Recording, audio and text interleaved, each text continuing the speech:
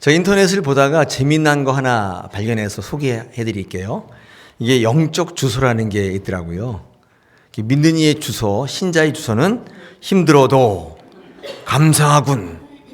믿으면 구원받으리 천사번지. 네. 불신자의 주소는 살기도 괴롭군. 죽으면 끝나리 44번지. 네.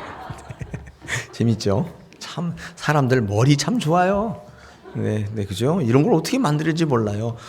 저는 죽었다 깨어나도 잘 못할 것 같은데. 여러분이 편지를 받으신다면 어떤 편지를 받으시겠어요? 어디로? 힘들어도 감사하군. 믿으면 구원받으리. 할렐루야. 여러분 영적 주소가 되시기를 축원합니다. 우리가요 2월 한 달 동안에 기도의 능력이라는 주제를 가지고 말씀을 나누고 있습니다. 오늘도 다니엘의 기도를 통해서 우리 거룩의 기도를 드리라는 제목을 가지고 같이 말씀을 좀 나누겠습니다. 여러분 기도의 능력을 이제 말씀하기 전에 도대체 기도가 뭐냐를 정의를 해야 되지 않겠습니까? 기도가 뭐냐고 물으시면 다양한 각도와 다양한 이 관점에서 해석을 정의를 할 수 있지 않겠습니까? 근데 저는요 오늘 다니엘의 기도를 통해서 제 나름대로 이 기도의 정의를 한번 세워보고자 합니다. 기도가 뭐냐? 어떤 분들은요 기도가 달라는 거다. 맞습니다. 달라는 게 있죠. 맞고요. 여러분 그렇게 정의를 하게 되면 기도의 능력이란 어떤 것이냐면 내가 원하는 것을 얻어내는 능력이 기도의 능력이겠죠. 기도가 이게 달라는 것이다라고 이렇게 정의를 하게 되면 그래서 기도는 얻어내는 능력이죠. 여러분 이제 저는 그런 관점은 아니라 기도의 정의를 한번 다시 내려보고 싶은데 우리가요 종교학적으로 또는 역사학적으로 보면 이 신앙과 미신은 완전히 구별될 수 있습니다. 확실히 구별돼요. 그러니까 어디서 구별이 되느냐? 신앙, 정상적인 신앙과 미신을 어떻게 구분하냐면 이 관계성입니다. 관계성. 그러니까 어떤 관계로 맺어져 있는가? 관계가 있는가?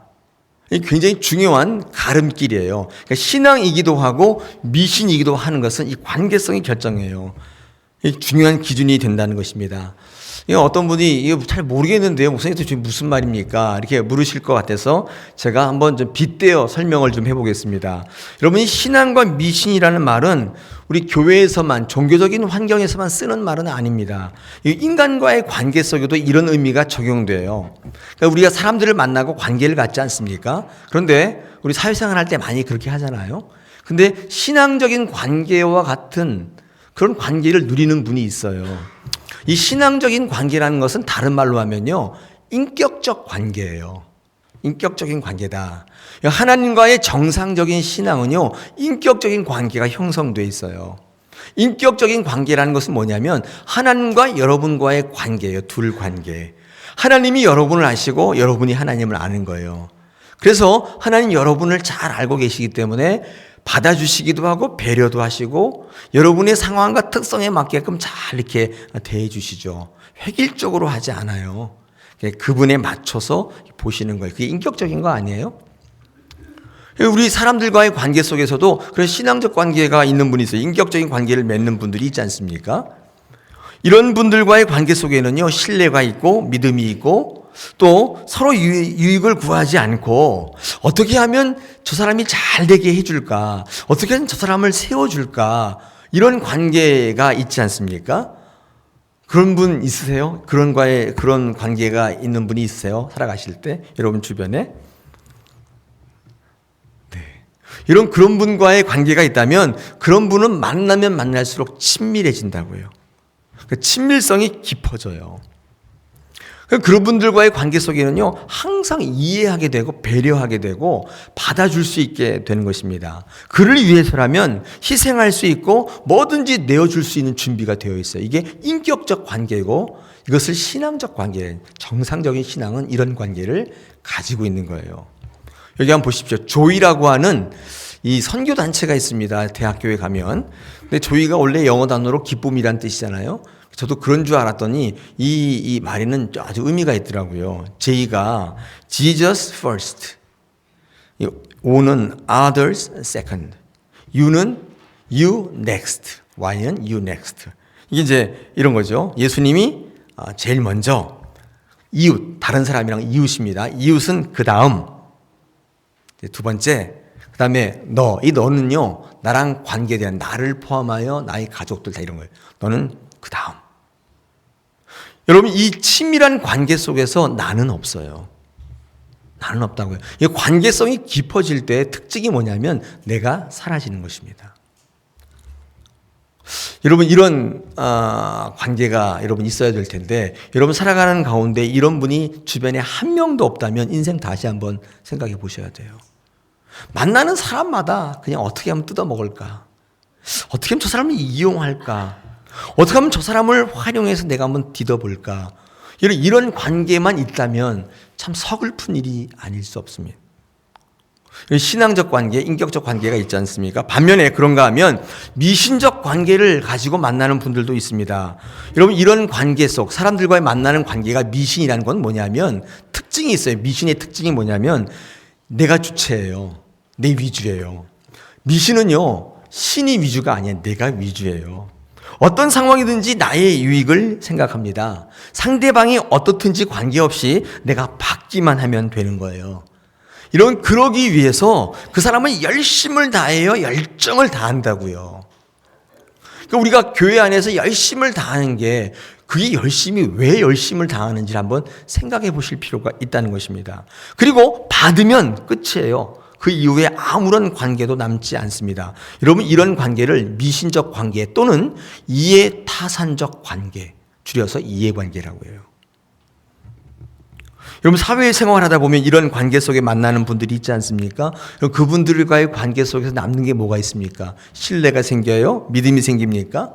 그들을 위해서 뭐든지 다 해주고 싶으세요? 아니죠. 한 번 만나면 끝난 거예요. 내 목적이 이루어지면 두 번 다시 보지 않을 거예요. 여러분, 교회에서도 마찬가지입니다. 제가 신앙이 있고 미신이 있다고 했는데 우리가 믿는 신앙이 될 수 있고 미신이 될 수 있는데, 여러분이 이 하나님을 믿는 데 있어서 신앙하시는 분이 있을 수 있고 안타깝게도 미신하는 분들이 있을 수 있습니다. 그 기준, 하나님의 관계성이에요. 하나님과 어떤 관계를 가지고 있는가, 인격적 관계이냐 이해적 관계냐가 그 가림길이에요. 어떻게 생각하십니까?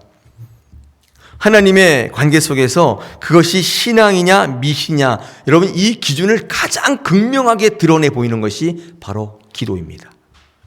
우리 신앙생활의 이 기도가 그것을 가장 잘 드러내 보이는 것입니다. 여러분, 기도는 그래서 철저히 하나님의 관계성이에요. 아까 기도를 정의할 때 청구서다, 물론 그런 의미가 있습니다만은 그런 것보다도 하나님의 관계가 깊어질 때 이 기도가 깊어지게 되는 거예요. 기도의 능력은 그러므로 이 관계성이 얼마나 깊고 넓은가에 따라 다르게 나타나요. 아무리 기도를 유창하게 오랫동안 화려한 미사옥으로 청산유수같이 했다 할지라도 그 기도자가 하나님과의 관계가 없어요. 하나님과 아무런 하등의 관계가 없어요. 주일에 와서 쳐다보고 가는 것 정도, 이웃집 아저씨예요. 그런 관계라면 능력을 상실하게 되는 거예요. 많은 분들이 저한테 상담하시길, 목사님 아무리 기도해도 이게 응답이 없습니다. 뭔가 잘못된 거 아닙니까? 하나님 출장 가신 거 아닙니까? 하나님 안 계시는 거 아닙니까? 이렇게 물으시는 분들이 있는데 제가 그럴 때마다 그분에게 그렇게 얘기해요. 하나님과 관계성을, 하나님과 얼마나 친밀하십니까? 하나님과 얼마나 친하세요? 주일 끝나고 집에 가시면 성경책 전혀 안 보시잖아요. 덮어놓고. 이런 거 볼 필요도 없어요. 이걸 보느니 차라리 신문 보죠. 재밌는 소설 보지 않습니까? 성경책을 볼 생각도 마음도 없어요. 그러니까 하나님과의 관계가 전혀 없는데, 친밀하지 않은데, 하나님과 아무런 관계성 없이 자기의 필요와 요구만을 위해 하나님을 찾는 것을 미신이라고 합니다. 그리고 무엇을 달라고 조르는 행위를 치성이라고 하는 거예요. 구별되어야 돼요. 제가 지금 신앙과 미신, 기도와 치성을 제가 구별해 봤습니다. 이건 제 기준이에요. 제가 신앙생활할 때 이런 거로구나, 이렇게 되는 거로구나, 제가 신앙생활하며 얻은 결론입니다. 여러분, 그런 차원에서 오늘 이 예배는 여러분이 어떤 관계를 가지고 있냐에 따라서 이 예배가 미신일 수도 있고 치성일 수도 있습니다. 그렇지 않습니까? 우리는요, 성령에 의해 초대받고 인도받고 선택받았지만 여러분 그 관계를 누리는 것은 우리의 몫인 거예요. 할렐루야. 여러분 하나님과의 관계가 친밀해지시기를 축원합니다. 하나님의 관계가 친밀해지면 아까 제가 설명드린 것처럼 우리 관계성의 주인이 내가 아니게 돼요. 하나님이 주인이 되게 돼요. 그러므로 사실 신앙의 문제는 내가 주인이냐 하나님이 주인이신가의 문제로 귀결될 때가 많아요. 신앙이 아닌 이유는 항상 내가 주인이에요. 내 인생은 내가 주인인 거예요. 내가 가지고 있는 것도 다 내 거인 거예요. 그런 문제로 귀결되는 거예요. 그럼 마태복음 7장 7절 여기 보시죠. 제가 한번 읽어보겠습니다. 구하라 그리하면 주실 것이요. 제가 굵은 시쳐놨죠. 찾으라 그리하면 찾아낼 것이요. 문을 두드리라 그리하면 너희에게 열릴 것이다. 얼마나 좋습니까? 제가 이 말씀 너무 좋아하는데 어떤 분이 저한테 이렇게 말씀하세요. 하나님은 기도하면 주신다고 하시네요. 하나님은 사랑의 하나님이시고 전능의 하나님이신데 꼭 기도해야만 줄 게 뭐 있습니까? 다 알고 계신 하나님이신데 사랑의 하나님이신데 우리가 뭘 필요한지를 모른단 말입니까? 그렇게 말씀하시면서 왜 하나님은 기도해야만 주십니까? 기도하지 않아도 주셔야 하나님 아니십니까? 너무 믿음이 좋으시죠, 그분이? 여러분 왜 그러시죠? 왜 하나님은 기도해야만 주십니까? 왜요? 하나님은 기도를 통해 우리 관계하기를 원하시는 거예요. 아무리 작은 것이라도 기도해야만 주시는 이유는 그것을 통해 관계를 갖기를 원하시는 거예요. 할렐루야. 우리의 필요를 통해서 기도의 자리에 앉게 하심으로 깊은 관계, 좋은 관계를 뛰어넘어 깊은 관계로 good to great, 좋은 것을 뛰어넘어 위대한 관계로 가기를 지금도 바라고 계십니다. 할렐루야. 여러분 기도해야만 주시는 이유는 주시는 데 목적이 있지 않고 여러분과 관계를 맺는 데 목적이 있기 때문에 그래요. 하나님 필요를 모르시는 거 아니에요. 모르시는 분이 아니시죠. 그럼에도 불구하고 기도할 때 주시는 것은 필요를 따라 하나님 관계가 깊어지기를 원하시기 때문에 오늘 이 기도의 의미를 잘 보여주는 성경의 인물 한 명을 소개하겠습니다. 그는 바로 다니엘인 것입니다. 오늘 우리가 다니엘에게서 어떤 관점에서 기도의 능력을 보냐면 그가 기도의 능력을 어떻게 하면 소유할 수 있을까 그런 관점이 아니에요. 다니엘이 하나님과 어떤 관계를 누리고 있었는지를 살펴보겠습니다. 왜요? 하나님과의 좋은 관계, 깊은 관계가 바로 기도의 능력이 되고 여러분의 능력이 될 것이기 때문에 그렇습니다. 오늘 다니엘을 살펴보시면서 이 다니엘의 삶의 이 모습을 잘 배우시고 기도의 능력을 누리시는 저와 여러분 되기를 원합니다. 오늘 성경에서 배우기를 원합니다. 자, 보십시다. 다니엘은요, 어떤 삶을 살았길래 그의 삶의 여러 가지 형편과 어려운 상황 속에서 하나님과의 좋은 관계를 누리고 그것을 뛰어넘어 깊은 관계로 나아갈 수 있었는지, 그리고 궁극적으로는 어떻게 그 위대한 하나님의 능력을 구가할 수 있었는지를 이 시간 같이 살펴보는데, 저한테 다니엘이 어떤 인간이냐, 어떤 사람이냐 한번 정의해봐라. 그러면 세 가지로 정의할 수 있습니다. 오늘 주시는 본문을 통해서 첫 번째, 다니엘은 어떤 삶을 살았던 사람이냐면 원칙의 삶을 살았습니다.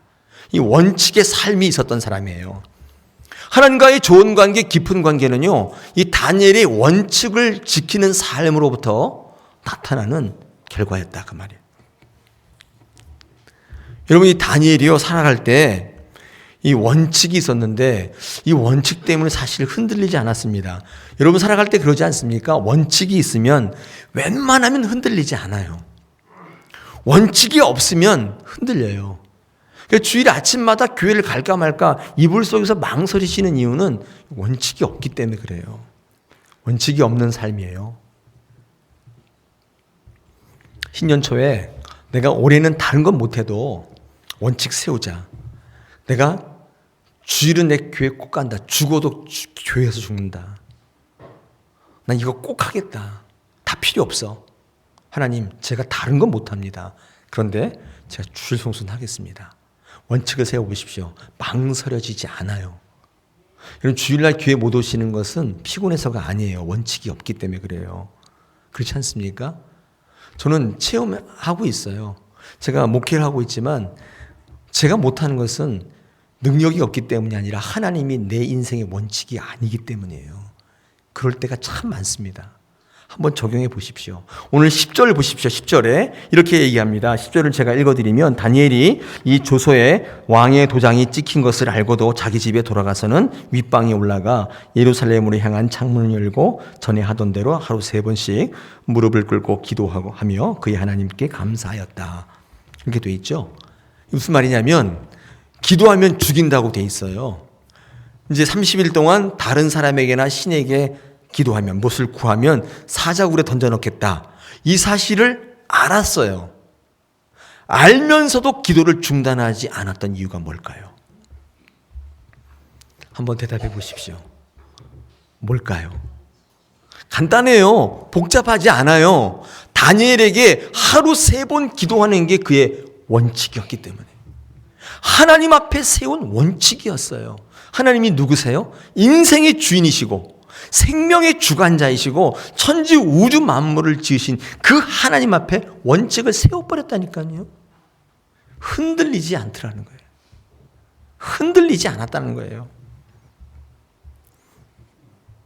여러분 성도의 삶이 좀 아이러니합니다. 성도로 살면 시기와 질투의 대상이 된다고 돼 있어요. 그죠?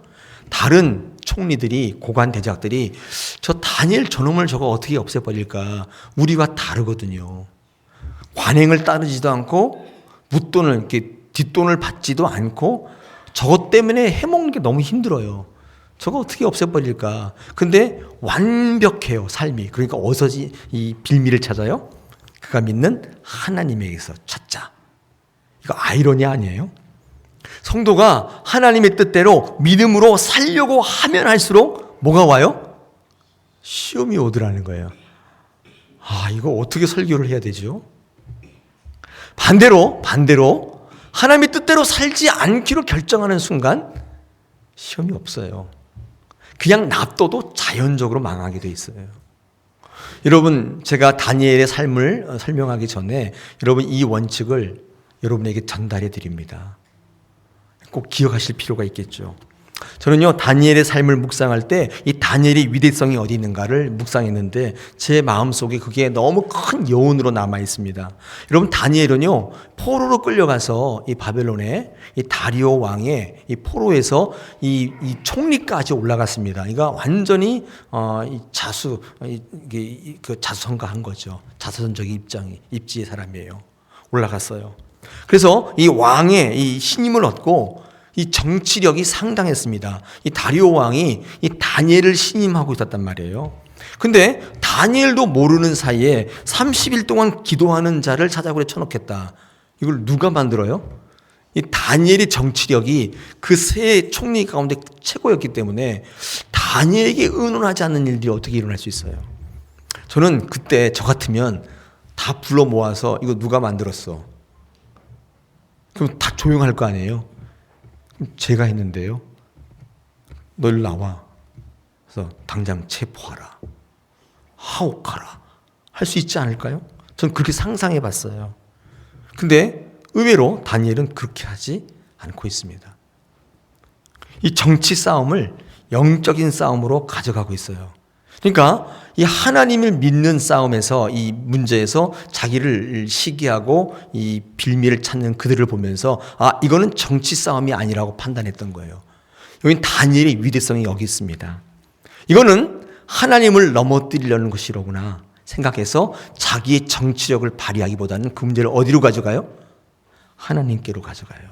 놀랍지 않습니까? 삶의 문제를 영적인 문제로 가져가는 영적 소유자였어요. 이게 다니엘의 위대성입니다. 저는 이 말씀 묵상하면서 저와 여러분이 이런 시각이 열렸으면 좋겠습니다. 그런 고백이 있었으면 좋겠습니다. 그런 영성이 여러분 가운데 있기를 축원합니다. 우리가 살아갈 때 많은 사람들과의 관계가 있지 않습니까? 특히 교회에서는 성도와의 관계가 있습니다. 근데 이렇게 편안하시기만 합니까? 얼마나 열받고 속상한 일이 많아요. 저 사람 때문에, 저분 사람 때문에 마음이 열받고 모든 것 다 내려놓고 그만두고 싶고 교회를 떠나고 싶고 다 포기하고 싶지 않습니까? 여러분 자녀와의 관계는 어때요? 원만하세요? 잘 돌아가고 있어요? 부부와의 관계는 어떻습니까? 삐걱거리지 않습니까? 여러분 직장 속에서 사업터에서 거래처 사람들과 여러분 관계가 어때요? 만약에 좋지 않다면 기억하십시오. 절대로 삶의 문제가 아닌 거예요. 절대로 흔히 있을 수 있는 삶의 문제가 아니에요. 저는 확신합니다. 그 문제를 통해서 사탄이 여러분과 사람들을 이간시키고 신앙을 떠나가게 하고 하나님과의 좋은 관계를 떨어뜨리고 일그러뜨리려는 음모예요. 그걸 볼 때 이거는 환경의 문제가 아니로구나. 영적인 문제다. 그리고 하나님의 무릎을 꿇을 수 있다면 최고예요. 그분이 영성의 사람이에요. 여러분 영적인 싸움은 절대로 여러분이 가지고 있는 경험이나 지식이나 연륜이나 인생의 몇 자락의 철학 가지고 해결할 수 있는 문제가 아니에요. 영적인 문제라고 판단되시면 그 문제를 누구에게 가져와야 돼요? 하나님께로 기도하셔야 돼요. 그러기 위해서는요, 고집 버리셔야 돼요. 인생 뭐 있어? 한 방이지. 인생 뭐 있어? 그냥 잘 살면 되는 거지. 여러분 이런 쓸데없는 고집을 내려놓지 않으시면 영적인 싸움이 시작되지 않습니다. 여러분 대장을 바꾸셔야 돼요. 여러분 인생의 지휘관을 바꾸셔야 돼요. 그렇지 않고는 이 영적인 싸움이 계속 오는데 이게 삶의 문제인 줄 알고 내 지혜를 가지고 내 삶의 경륜을 가지고 덤비다가 쓰러지고 넘어지고 깨지고 바닥까지 떨어지는 것입니다. 여러분 깊은 해죠. 이 심해에 가면 고기들이 다니는데 몇백 미터 이 심해에 고기들이 잘 살지 않습니까? 근데 이해가 안 가죠. 거기는 이 압력이 대단하잖아요. 압력이 대단해서 이 사람들이 들어가면 그냥 바로 아마 터질걸요? 찌부라들든지. 거기 심해를 탐사하는 이 잠수정이 있지 않습니까? 이렇게 들어가는데. 근데 제가 그래서 되게 신기했어요. 저게 도대체 뭘로 만들었길래 찌부러지지 않을까, 짜부라지지 않을까 생각했었는데 제가 어떤 사이언스 잡지를 이렇게 보는데 놀랄 노자였는데 그게 특별한 금속이 아니고 그냥 똑같은 철이래요. 근데 그 안에 뭐가 있냐면 외부의 압력과 내부의 압력이 딱 0이 되게끔 하는 장치가 있대요. 그것 때문에 짜부라들지 않는 거래요. 만약에 이게 조금이라도 차이가 있으면 우그러들기 시작하는 거지. 외부의 압력이 너무 심하기 때문에. 여러분 근데 여러분 고기가 다니지 않습니까? 그 고기가 유유하게 헤엄치며 사는 이유가 뭘까요? 외부의 압력으로부터 이 내적인 압력이 똑같은 거예요. 하나님의 신비예요. 그거 어떻게 되는지 잘 몰라요. 뭐가 있다고 그러는데 그걸 어떻게 알아요? 여러분 다니엘이 사자굴에 떨어지지 않습니까? 이 사자굴로부터 오는 외부의 압력은 대단한 거예요. 사자굴 들어가 보셨어요? 안 들어가죠. 가면요 이성이 딱 마비되고 손이 움직이질 않고 아니 사자굴 앞에 갈 것도 없어요. 집에 도둑 딱 들어오잖아요. 그게 뭐 멋지게 싸우고 싶죠. 고개가 안 움직여, 입도 안 움직여져요. 손도 안 움직이고 다리가 떨어지질 않아요. 영화에서처럼 멋지게 싸우고 싶은데 절대 안 돼요. 왜요? 외부의 압력이 엄청난 거예요. 죽을 수도 있다. 근데 여러분 그때 멋지게 싸우는 사람은 내적인 압력이 0이 된 거예요. 똑같은 거예요. 그때는 대항할 수 있어요.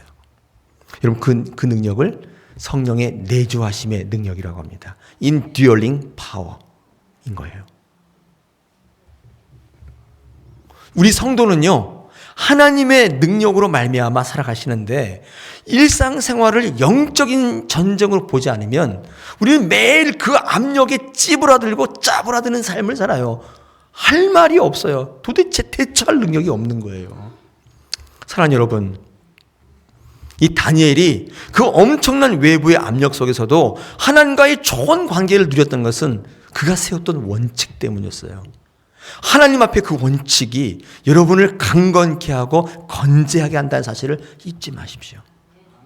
오늘이라도 늦지 않으셨어요. 원칙 세우세요. 하나님, 제가 다 할 수는 없지만 이런 것들은 내가 반드시 하겠습니다. 하나님이 가장 원하시는 것은 예배이니까 제가 죽어도 교회 와서 죽겠습니다.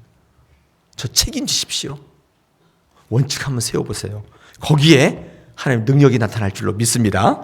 두 번째, 이 다니엘의 삶을 보면요, 좋은 신앙의 자세와 습관이 있어요. 여기 자세와 태도가 있는데, 제가 이걸 뭐냐면 습관적 삶이라고 제가 이름을 한번 붙여보겠습니다.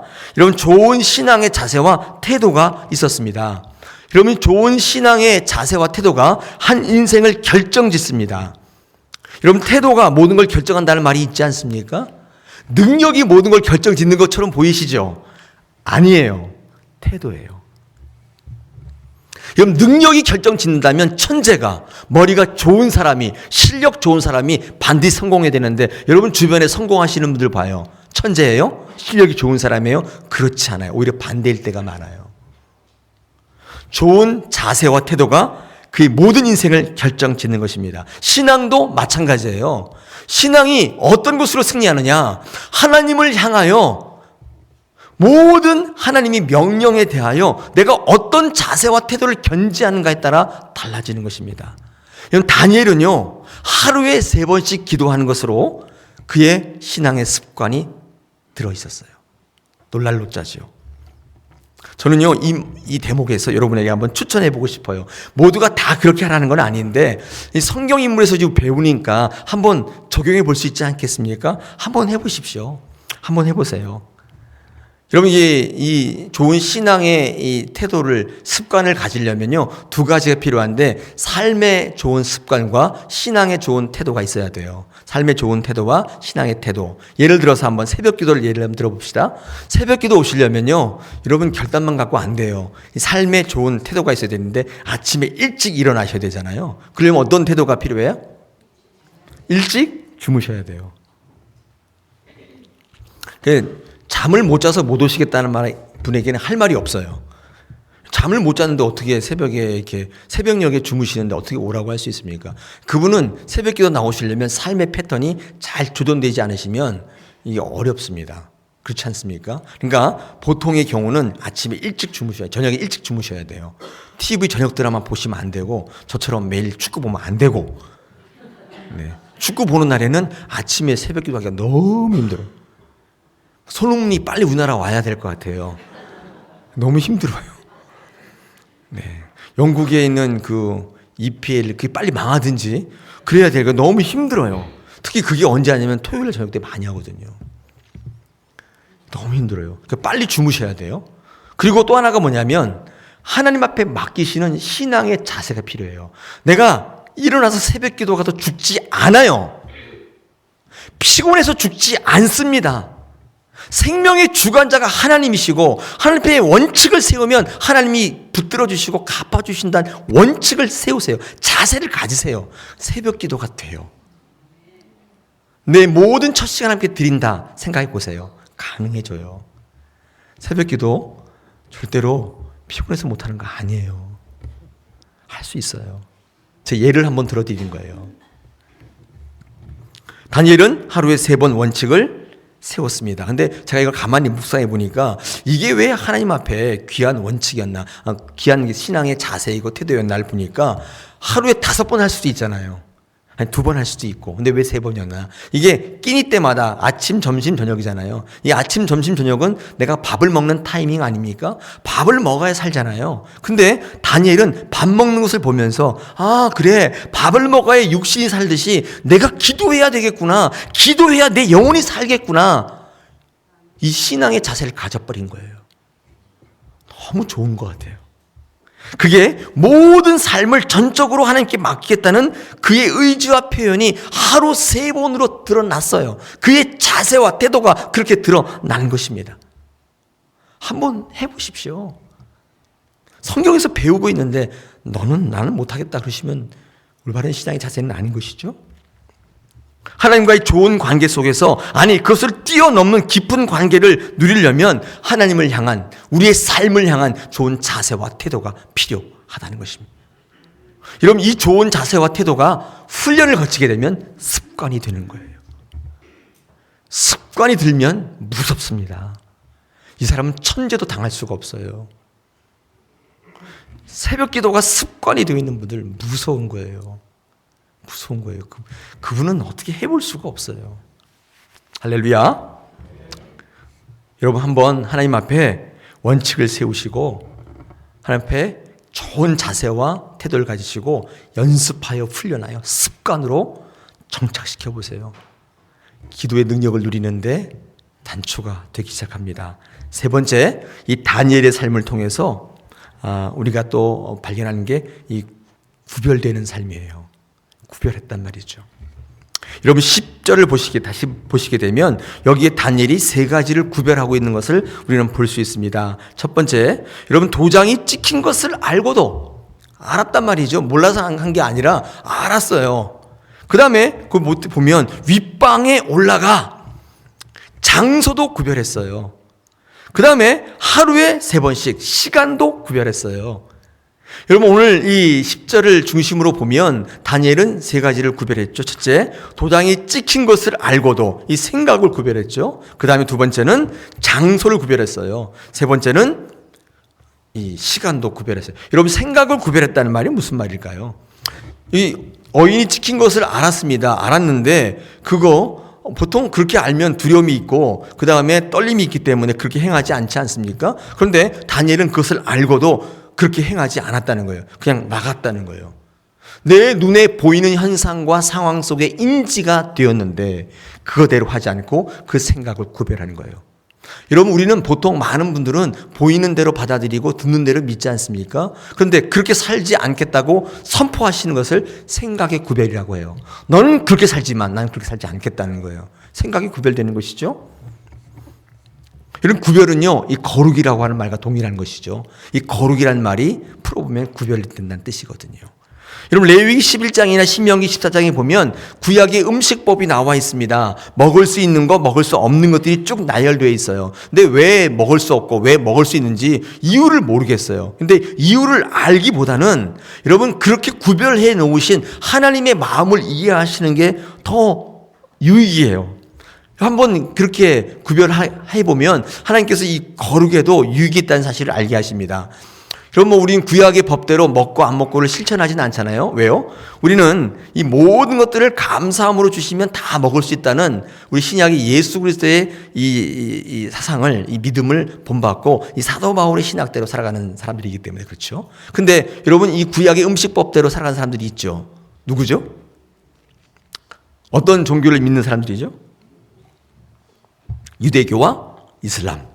이 사람들은요, 뭐 먹으면 안 되고 뭐 이게 확실해요. 그래서 그거 먹으면 안 돼요. 그래서 그런 거 먹지 못하게 이게 그 먹지 못하는 것을 이렇게 요리하진 식당은 뭐라 그러죠? 할랄.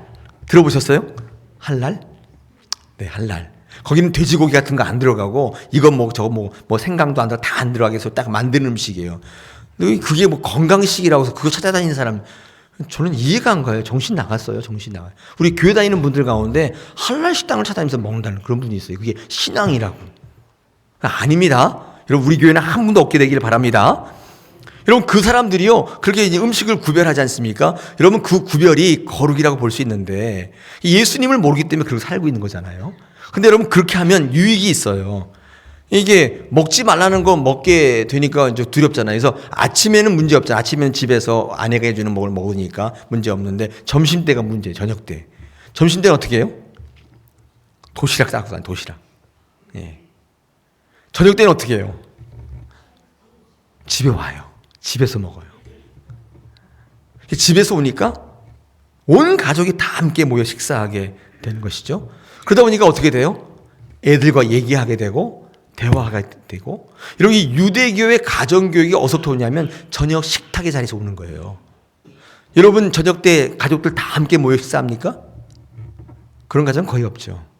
그러니까 일주일에 한 번 아이들과 얘기할 시간이 있어요? 없어요? 없죠. 없으니까 생각을 공유할 수 없으니까 뭐가 나요? 세대 차이가 나는 것이죠. 그러니까 엄마는 엄마대로 아이는 아이대로 살지 않습니까? 네, 우리 어린아이가 공감하고 있어요.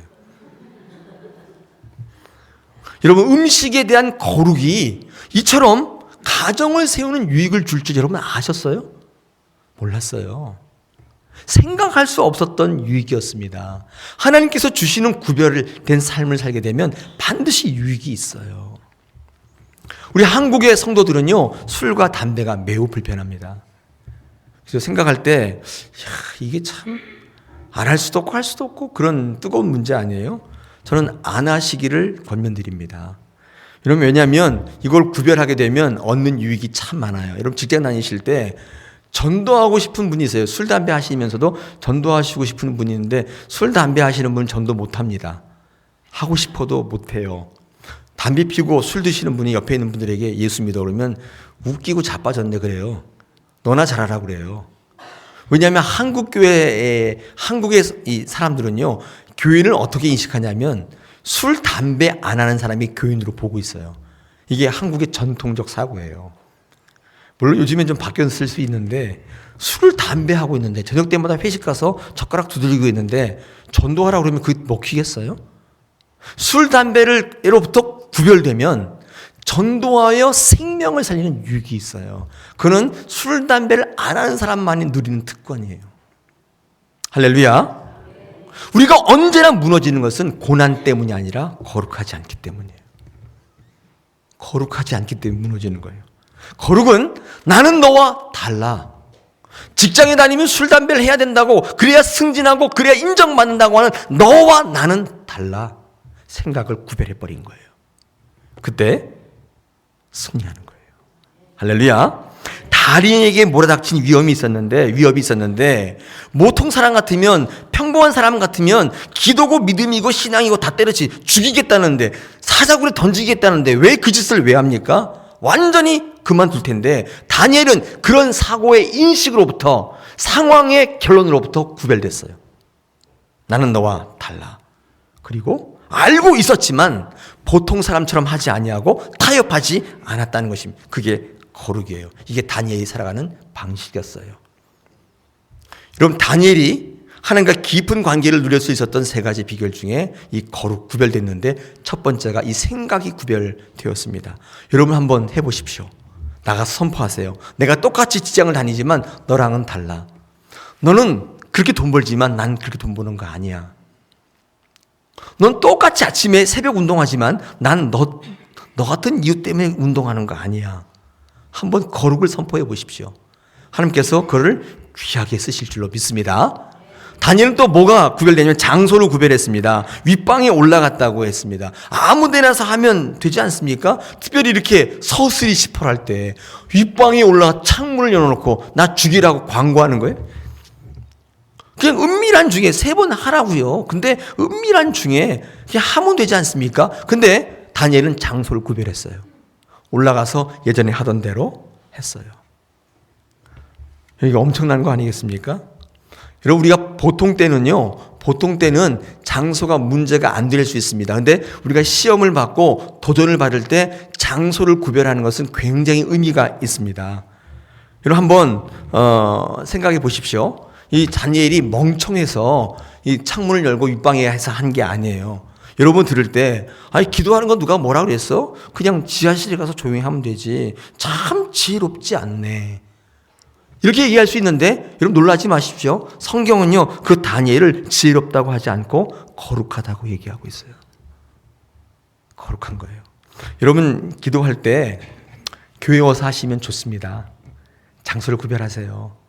평상시에는요, 그냥 버스에서 하셔도 되고 하는데 내일에 어떤 문제가 있다 그러면 무조건 교회 오셔서 장소를 구별하십시오. 가급적이면 여러분이 예배하던 자리에 앉아서 기도하면 참 좋을 것 같아요. 제가 그런 경험이 많았어요. 제가 다사랑교회 오기 전에 어느 교회를 갈까 기도를 참 많이 했는데 그때 집에서 할 수도 있고 뭐 할 수 있는데 제 생각에 그 교회, 전에 섬기던 교회 본당에서 하면 좋겠다. 그런 생각을 하고 있는데 거기는 본당의 경계가 삼엄해가지고 예배 끝나는 시간 다 잠궈놓고 못 들어가게 해요. 못 들어가는데 제가 그때 예배부 팀장이었거든요. 저에게 키가 있었어요. 그래서 밤에 딱 봐가지고 본당의 문을 열고 그 한가운데 딱 가서 그리고 의자에 앉기도 뭐해서 이 양탄자에 엎드려서 기도했는데 제가 여기 컴컴하니까 이렇게 더듬더듬 갔는데 오늘 갑자기 누가 딱 발표에 딱 보니까 담임 목사님 앉아 계시는 거예요. 그래서 제가 얼른 도망쳐 나왔던 적이 있어요.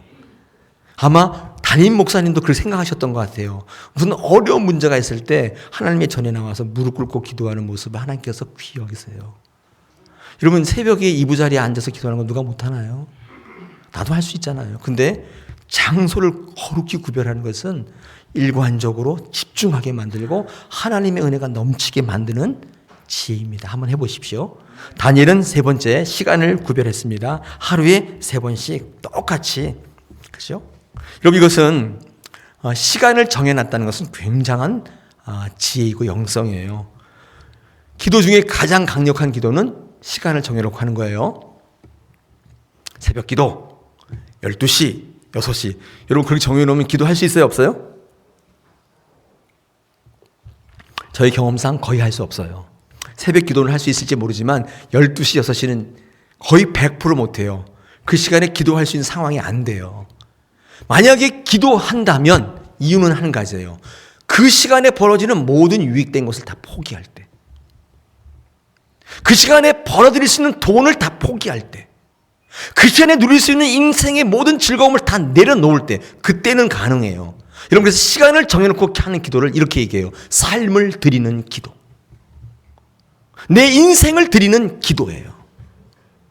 내가 원하는 시간에 내가 원하는 때 와서 얼마든지 기도할 수 있지만 그것도 나쁘지 않지만 정말 강력한 기도는 삶을 드리는 기도고, 하나님은 삶을 받기를 원하시지 여러분이 여유를 받기를 원하시는 게 아니에요. 여러분의 짬 시간을 드리기를 원하는 게 아니라, 여러분의 여유를 받기를 원하시는 게 아니라 여러분의 그 처절한 삶의 그 현장, 삶을 받기를 원하시는 것입니다. 할렐루야. 여러분 보십시오. 이 다니엘이 깊은 관계, 하나님과의 좋은 관계로 나갈 수 있었을 때 이런 모습이 그에게 있었다는 것입니다. 원칙을 세워버렸어요. 습관적인 삶이 있었고 구별된 삶을 살았다고요. 근데 하나님께서 그와의 관계가 얼마나 깊었겠어요. 그 눈빛만 딱 보면 알고 있고 그가 어떤 상황이든지 다 알고 있어요. 여러분, 사자굴이 아니라 어디서든지 그를 건져내실 준비가 되어 있는 거예요. 기도는 절대적으로 관계성인 것입니다. 좋은 관계로 나가시길 원합니다. 훈련하십시오. 습관이 되게 만드셔야 돼요. 하나님께서 오늘도 여러분의 삶 속에 여러분의 삶을 드리기를 원하고 계십니다. 오늘도 우리 이 말씀을 들으셨는데 잘 마음팍에 새기시고 이 다니엘의 기도를 본받아서 기도의 능력을 구가하시고 그 능력을 전파하시고 누리시는 저 여러분 되시기를 축원합니다.